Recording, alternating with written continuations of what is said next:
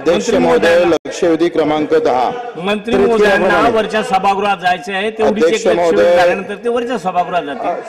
सागरजी एक मिनिट, सागरजी एक मिनिट मेरा टाइम चला जाएगा, एक मिनिट। अध्यक्ष महोदय या लक्षवेधीमध्ये खरं तर आपण मला याच्यावर खरं चौकशी समिती नेमल्या पाहिजे। इथं सेवा आम्ही कायदा पूर्ण चिरफाड करून मोकळा करून टाकलेला आहे। म्हाडाला मी 2020 ला पत्र दिलं होतं आणि त्या म्हाडाचं उत्तर 2024 ला आलं का आपल्याला हे जागा देता येणार नाही। अध्यक्ष महोदय 20 आणि 24 4 वर्ष झाले। अध्यक्ष महोदय 4 वर्ष गरिबाच्या घरकुलांसाठी आपण ही जागा मागितली होती। गरिबाला घरकुलासाठी ती इकलाची जागा देण्यात यावी। एकत्रित त्यांचं जे अतिक्रमण मध्ये करून राहतात किंवा ते नाल्याच्या काठावर आहे असे जे भाड्यानं राहतात याच्यासाठी एक आपण स्कीम बनवली होती PMGSY मध्ये, म्हणजे पंतप्रधान आवास मध्ये।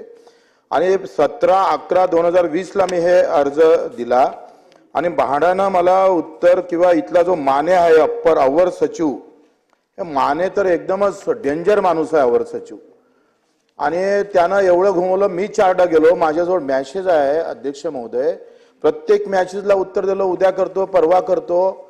माझे 15 मॅसेज आहे मोबाईल मध्ये, मी ते पण प्रिंट करून तुम्हाला पाठवतो। तर यावर एक चौकशी समिती, याच्यात दिरंगाई का झाली, एक चौकशी समिती आपण नेमली पाहिजे।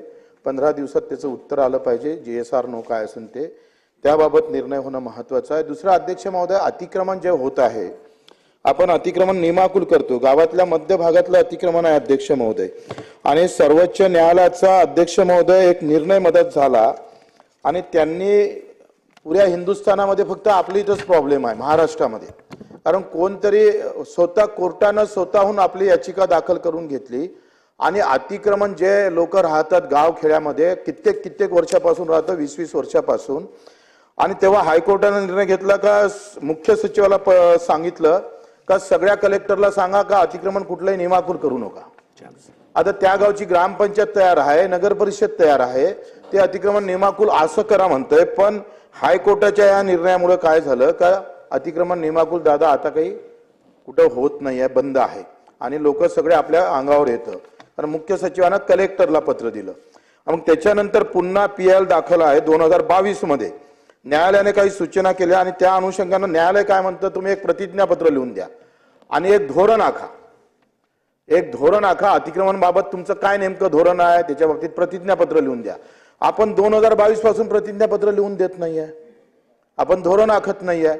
हे तातडीनं धोरण आखणं फार महत्वाचं आहे अध्यक्ष महोदय, कारण E-क्लास वरचं जे अतिक्रमण आहे, गावठाणावरचं अतिक्रमण नियमाकुल करतोय, पण E-क्लास वरचं अतिक्रमण जे आहे ते नियमाकुल होत नाही, आणि त्याच्यामुळे बरेच माझ्या भागातले 3,500 घरकुलं नाव न झाल्यामुळे होत नाही।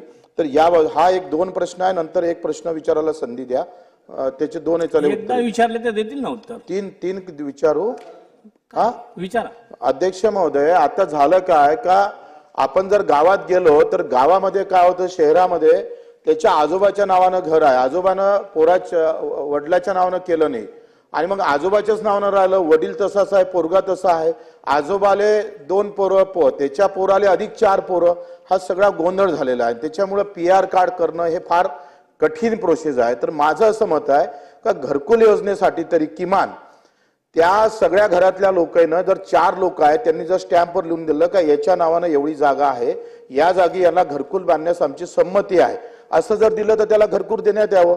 आपण रमाईबाई आंबेडकर मध्ये असं करतो, मी माझ्या गावात ग्रामपंचायत मध्ये केलं एक संमती पत्र घेऊन, घरावर घर बांधण्याचं सुद्धा, मुंबईला घरावर घर बांधण्याचं आपण करतोय।